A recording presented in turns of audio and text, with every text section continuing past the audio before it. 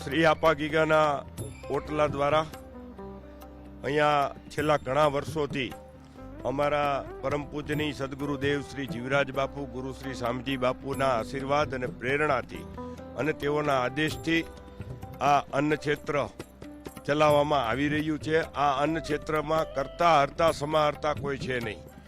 ભવનાથ મહાદેવના સાનિધ્યમાં મા અંબા અને બહુચરાજીના આશીર્વાદથી દ્વારકાધીશ ભગવાન ભોળોનાથ અને આપા ગીગાના આશીર્વાદથી આ અન્ન ક્ષેત્ર ચાલે છે. શિવરાત્રી પહેલા 4-5 દિવસે અને શિવરાત્રી બાદના 1 દિવસ એટલે કે સતત 8-9 દિવસ સુધી આ અન્ન ક્ષેત્ર ચાલુ હોય છે.